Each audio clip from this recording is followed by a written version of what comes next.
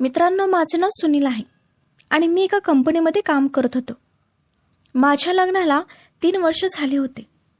माझी बायको सुनीता, जी खूपच सुंदर आणि आकर्षक होती, ती आता गर्भवती होती. आमच्या जीवनातील हा खूपच आनंदाचा काळ होता. सुनीताला 7वा महिना लागला होता आणि आम्ही दोघे येणाऱ्या बाळाला घेऊन खूपच उत्साहित होतो. यामध्येच एक अशी घटना घडली ज्यामुळे माझ्या जीवनात थोडा बदल झाला. माझे ट्रान्सफर दुसऱ्या शहरात झाले. हे माझ्यासाठी एक नवीन आव्हान होते. सुनीताचे स्वास्थ्य हे माझ्यासाठी पहिली जबाबदारी होती. मला समजून आले की अशा अवस्थेत तिला एकटीला सोडणं बरं नाही, कारण अशा गर्भावस्थामध्ये तिच्यासोबत कोणीतरी असणं गरजेचं होतं. यासाठी मी सुनीताच्या आई वडिलांना बोलून घेतले आणि त्यांना सांगितलं की माझं ट्रान्सफर दुसऱ्या शहरात झालं आहे. ते शहर माझ्यासाठी नवीन असल्यामुळे तिथे मी तिची चांगली देखभाल करू शकणार नाही.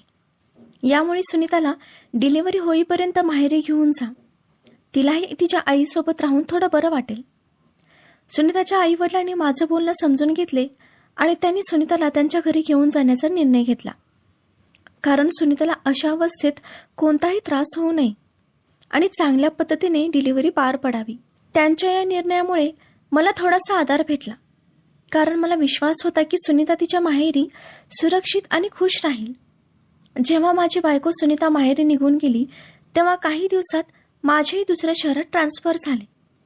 पहिला तर मी तिथे एक रूम भाड्याने घेऊन राहत होतो. बायको नसल्यामुळे घरात मला एकट्याला राहणे माझ्यासाठी एक आव्हान होते. आता मला स्वतःलाच जेवण बनवावं लागत होतं, घरचं काम करावं लागत होतं. घरची सगळ्या जबाबदाऱ्या मलाच सांभाळायच्या होत्या आणि त्यात माझं प्रमोशन झाल्यामुळे मला नोकरीच्या ठिकाणीही खूप काम वाढले होते. या सगळ्या कामांना घेऊन मी थोडं टेन्शनमध्ये होतो. माझं प्रमोशन झालं तसेच माझी सॅलरी वाढल्यामुळे काही दिवसात मी नवीन फ्लॅट घेण्याचा निर्णय घेतला. मी एक नवीन फ्लॅट घेतला आणि तिथे जाऊन राहू लागलो. ज्या ठिकाणी मी फ्लॅट घेतला होता तिथेच जवळ माझी एक मामी तिच्या मुलीसोबत राहत होती. काही दिवसांपूर्वीच मामाचं एका ॲक्सिडेंटमध्ये निधन झाले होते, त्यामुळे सध्या त्या दोघी घरात एकटेच राहत होते. जेव्हा माझ्या मामीला माहीत झालं की माझं ट्रान्सफर इथे झालं आहे तेव्हा एके दिवशी ती मला भेटण्यासाठी माझ्या घरी आली. जेव्हा मामी घरी आली तेव्हा तिने खूप उत्साहात मला विचारले, सुनील, तू एकटाच इथे आला आहेस? तुझी बायको दिसत नाही, कुठे आहे ती? मी तिला माझ्या स्थितीबद्दल तसेच ती प्रेग्नेंट असलेलं तिला सांगितलं. तिला अशा अवस्थेत एकटीला सोडू शकत नाही, त्यासाठी मी तिला माहेरी पाठवले आहे, जेणेकरून तिचे आई वडील तिची चांगली देखभाल करतील. मामीने माझं बोलणं ऐकून स्मित हास्य करत मला म्हणाली, सुनील, तू आता घरात एकटाच आहेस तर घरातलं काम, जेवण बनवणं, बाहेरून बाजार घेऊन येणं खूपच अवघड जात असेल ना? तेव्हाच मी मामीला सांगितलं, हो मामी, एकतर कंपनीमध्ये एवढं काम वाढले आहे आणि त्यात घरचंही काम, मला दोन्ही झेपत नाही बघा. म्हणून मी विचार करतोय की आता एक कामवाली बाई लावायची, ज्यामुळे मला सोपं जाईल. तेव्हा मामी लगेच म्हणाली, सुनील, कामवाली लावायची काय गरज आहे? जोपर्यंत तुझी बायको वापस येत नाही तोपर्यंत मी तुझी मदत करेन. तुला कामवाली लावायची गरज नाही. मामीचं हे बोलणं ऐकून मला थोडासा आधार वाटला. मी मनातल्या मनात विचार केला की मामी माझी मदत करेल तर मला ऑफिसचं काम आणि घरातलं बाकीचे काम करणं सोपं होईल. तसंच मी विचार केला की मामीला तिच्या मेहनतीबद्दल काही पैसे द्यायचे, कारण त्या दोघी घरी एकटेच असतात आणि मामी कपडे शिवून कमवत होती. त्यासाठी मामीला थोडीशी आर्थिक मदत करणं माझे कर्तव्य होते. मामीच्या या प्रस्तावाचा सन्मान करत मी मामीला होकार दिला. दुसऱ्या दिवशी सकाळी जेव्हा मी ऑफिसला जाण्यासाठी तयार होत होतो तेव्हाच अचानक दरवाजाची बेल वाजली. मला समजले की मामी आली असेल. मामी घरी येऊन घरातली कामं करू लागली आणि तिच्याकडे मी चावी देऊन ऑफिसमध्ये निघून आलो. मामीने घरातील कामावरून चावी बाहेरच चप्पलच्या स्टँडमध्ये ठेवून तिच्या घरी निघून गेली. असंच काही दिवस निघून गेले. एक दिवस मामी मला म्हणाली, सुनील, मला काही दिवसांसाठी माझ्या माहेरी जावं लागेल. माझ्या आईची तब्येत खूप खराब झाली आहे, त्यामुळे मला तिच्या देखभालीसाठी गावी जावं लागेल. तिच्याजवळ कोणीही नाही. मी मामीची मजबुरी समजून घेतली आणि तिला म्हणालो, मामी, तुम्ही काहीच काळजी करू नका. आजींची तब्येत खूप महत्त्वाची आहे. मी ते कसे तरी मॅनेज करेन. तेव्हा मामी म्हणाली, सुनील, तुला घरच्या कामाचा काही त्रास होऊ नये त्यासाठी मी रवीनाला तुझ्या मदतीसाठी पाठवायचा विचार केला आहे. ती तुझ्यासाठी जेवण बनवेल आणि घरातल्या काही कामात मदत करेल. मामीच्या या प्रस्तावाला मी होकार दिला. ठीक आहे मामी. त्या दिवशी शनिवार होता आणि मी घरी आराम करत होतो. शनिवारी सुट्टी असल्यामुळे उशिरा उठणं, हळूहळू काम करणं असंच माझं चालू होतं. तेव्हाच सकाळचे 9:30 वाजता अचानक बेल वाजली. मी विचार करू लागलो की यावेळेस कोण आहे. दरवाजा उघडला तेव्हा मी काही क्षण स्वतःला हरवलो. समोर एक खूपच सुंदर आणि आकर्षक मुलगी उभी होती. तिचे वय 23 ते 24 वर्ष असेल. ती दिसायला काही हिरोईनपेक्षा कमी नव्हती. काही वेळापर्यंत तर माझी नजर तिच्यावरच टिकून राहिली, कारण मी विचारच केला नव्हता की रवीना एवढी सुंदर असेल. ती हलकीशी स्मितहास्य करत म्हणाली, सुनील भैया, मी रवीना आहे. मला माझ्या आईने तुमची मदत करायला इथे पाठवले आहे. तिच्या आवाजात एक साधेपणा आणि आत्मविश्वास होता. तिच्या बोलण्याने मी शुद्धीत आलो आणि हसत तिला म्हणालो, अरे हा रवीना, ये ना आते. बरं झालं तू आलीस. तुझी आई म्हणाली होती की तू येणार आहेस. रवीना आत येत म्हणाली, मी काय मदत करू शकते. मी तिला पहिला बसायला सांगितलं आणि चहा दिला. चहा पीत आम्ही दोघं थोडं गप्पा मारत होतो. मला जाणवले की तिच्या येण्याने घरातील वातावरण थोडंसं बदलले आहे. त्यानंतर रवीनाने काम करायला सुरू केली. ती खूपच चांगल्या पद्धतीने काम करत होती. मी तिला गपचूप बघत होतो. तिच्या प्रत्येक हालचालीत एक वेगळेच आकर्षण होते. तिचे रूप, तिचे व्यक्तित्व एवढे प्रभावशाली होतं की मी माझी नजर तिच्यावरून हटवू शकत नव्हतो. मला आता असे वाटत होते की रवीना ही माझी बायको सुनीतापेक्षाही खूप सुंदर आहे. रवीनाने ढिले आणि आरामदायक कपडे घातले होते, ज्यामुळे घरच्या कामात कोणत्याही प्रकारचा अडथळा येत नव्हता. तिला पाहून मी विचार करू लागलो की रवीनाचं आता लग्नाचं वय झालं आहे, पण मामीने अजून तिचं लग्न का केलं नाही, हे प्रश्न माझ्या मनात सारखे सारखे येत होते. शेवटी मी तिला डायरेक्ट विचारण्याचा निर्णय घेतला. रवीना जेव्हा किचनमध्ये भांडी घासत होती तेव्हा मी तिला हळूच विचारलं, रवीना, तुझं वय 23-24 वर्ष तर असेल, मग तू आत्तापर्यंत लग्न का केलं नाहीस. तेव्हा ती माझ्याकडे पाहून म्हणाली, सुनील भैया, जेव्हापासून पप्पा गेले त्यानंतर घरची सगळी जबाबदारी माझ्या आईवरच आली. तिला एकटीलाच सगळं करावं लागतं. माझी आई आता माझ्या लग्नासाठी पैसे साठवत आहे.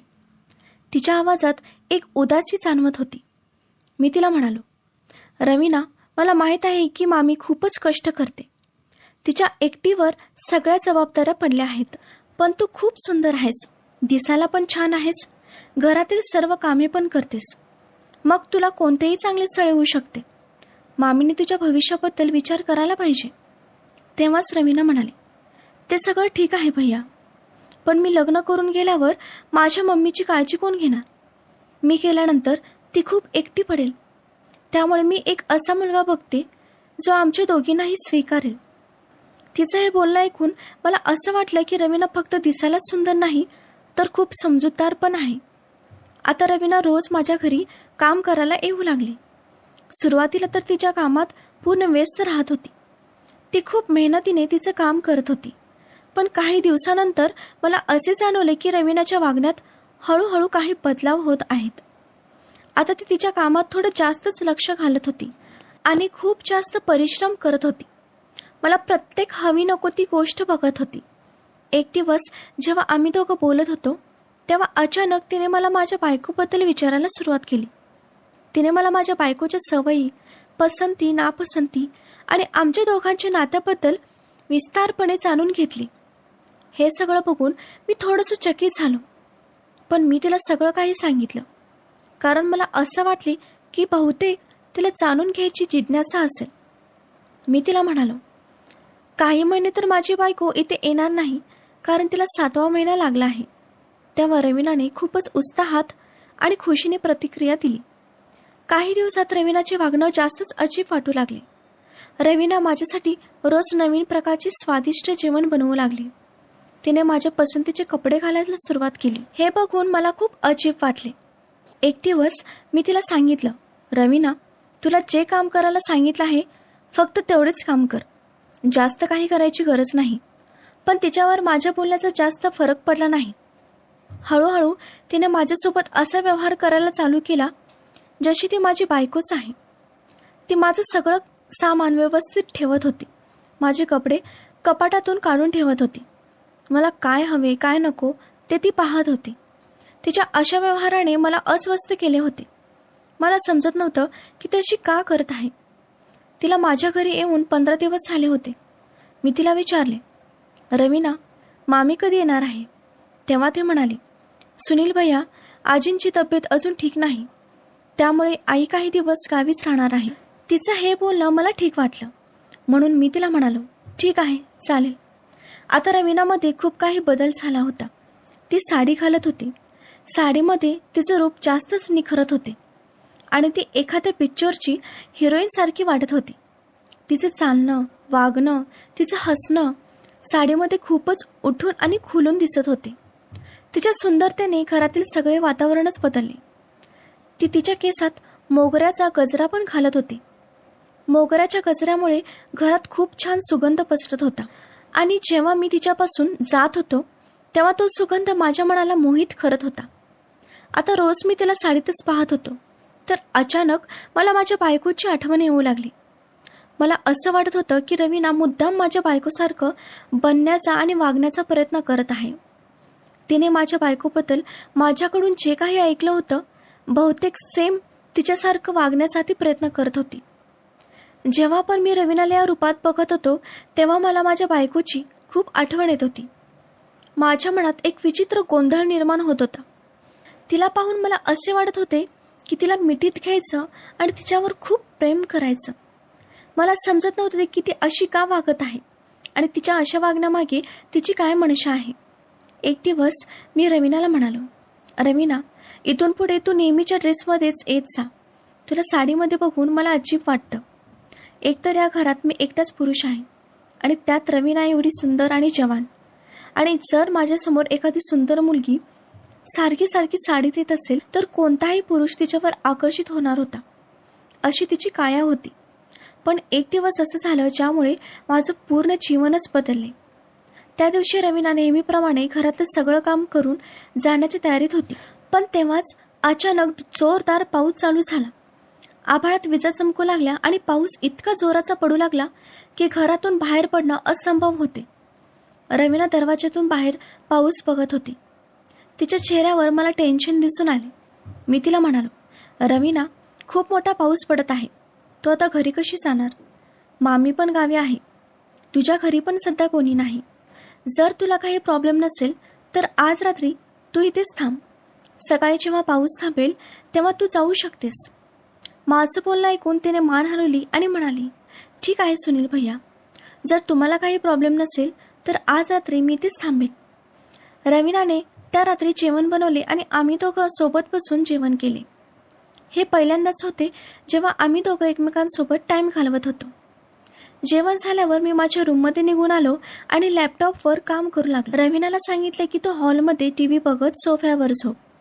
रवीना दिवसभराच्या कामामुळे खूप थकली होती. त्यामुळे जशी ती सोफ्यावर पडली तेव्हा तिला लगेच गाढ झोप लागली. मी माझ्या रूममध्ये माझं काम करत बसलो होतो. रात्रीच्या जवळजवळ 11:30 वाजले होते. अचानक मला तहान लागली म्हणून मी पाणी पिण्यासाठी किचनमध्ये आलो. किचनमधून वापस माझ्या रूममध्ये येताना माझी नजर रवीनावर पडली. ती सोफ्यावर गाढ झोपली होती आणि बाहेरच्या लाईटचा थोडासा उजेड तिच्या चेहऱ्यावर पडला होता. ती खूपच शांत आणि सुंदर दिसत होती. तिचे खुले केस तिच्या चेहऱ्यावर आले होते. खिडकीतून थंड हवा येत होती ज्यामुळे तिचे केस तिच्या चेहऱ्यावर हलत होते आणि झोपेतच ती तिच्या केसांना नीट करण्याचा प्रयत्न करत होती. पण पुन्हा केस तिच्या चेहऱ्यावर येत होते. पाऊस पडत असल्यामुळे पुढे थंडी वाढेल म्हणून मी माझ्या रूममधून चादर आणली आणि तिच्या अंगावर टाकली. तिच्या चेहऱ्यावर आलेले केस हळूवारपणे मी माझ्या हाताने तिच्या कानामागे सरकवले. तेव्हाच अचानक बाहेर मोठ्याने वीज कडकडली आणि रवीना झोपेतच मला खट्ट मिठी मारली. ती झोपेत होती, पण जेव्हा माझ्या शरीराचा स्पर्श तिला झाला तेव्हा तिला जाग आली. तिच्या शरीराचा स्पर्श मला खूप चांगला वाटत होता. मी भान हरवलो आणि तिला मिठीत घेतलं. ती पण माझ्या मिठीत येऊन माझे असे चुंबन घेऊ लागली जसे ती या गोष्टीची वाटच पाहत होती. मी पण तिच्या गळ्यावर, तिच्या गालावर, ओठांना चुंबन देऊ लागलो. आम्ही दोघे एकमेकांमध्ये एवढं सामावलो होतो की स्वतःला विसरूनच गेलो. मलाही खूप दिवसापासून बायकोचं सुख मिळालं नसल्यामुळे माझं स्वतःवरचा ताबा सुटला आणि ते करून बसलो जे चुकीचं होतं. काही वेळानंतर पाऊस थांबला. आम्ही दोघं एकमेकांच्या मिठीत झोपलो होतो. सकाळ झाली आणि माझी डोळे उघडली. रवीनाला माझ्या बाजूला नको त्या अवस्थेत पाहून मी घाबरून उठून बसलो. मला समजतच नव्हतं की मी काय करू. मी लगेच तिथून उठलो आणि माझ्या रूममध्ये निघून आलो. माझ्या डोक्यात आणि डोळ्यासमोर आता फक्त माझ्या बायकोचा चेहरा येत होता. जर तिला ही गोष्ट माहीत झाली तर काय होईल? तिला आणि माझ्या होणाऱ्या बाळाला गमावण्याची भीती मला वाटू लागली. जेव्हा मी हा विचार करत होतो तेव्हाच माझ्या रूमचा दरवाजा उघडला गेला. मी पाहिलं की रवीना दरवाजात उभी होती. ती आतमध्ये येत होती. तिच्या चेहऱ्यावर लाज आणि आनंद दिसून येत होता. तिने तिची मान खाली घालून मला म्हणाली, सुनील, रात्री आपल्या दोघांमध्ये जे काय झालं ते मी कधीच विसरू शकत नाही. तिचं हे बोलणं ऐकून मी चकित झालो.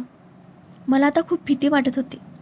मी लगेच तिला म्हणालो, रवीना, मला माफ कर, माझी चुकी झाली. तेव्हाच रवीना माझं बोलणं पूर्ण होण्याआधीच म्हणाली, थांब सुनील, तुला माफी मागण्याची काही गरज नाही. चूक तर माझी आहे. हे ऐकून मी आश्चर्य होऊन तिच्याकडे पाहत राहिलो. रवीना तिचं बोलणं सुरू ठेवत म्हणाली, जेव्हा मी तुझ्या घरी आली तेव्हा तू मला कधीच चुकीच्या नजरेने पाहिले नाहीस आणि तुझी हीच गोष्ट मला खूप आवडली. माझं तुझ्यावर प्रेम चढलं म्हणून मला तुझ्या मनासारखं राहण्याची इच्छा झाली. यासाठी मी तुझ्या बायकोबद्दल सगळं काही जाणून घेतलं आणि तिच्यासारखं राहण्याचा प्रयत्न केला, जेणेकरून तुझी नजर माझ्यावर यावी. तुला प्रत्येक हवी नको ती गोष्ट मी बघत होते. कुठल्याही कामात चूक होणार नाही याची काळजी मी घेत होते.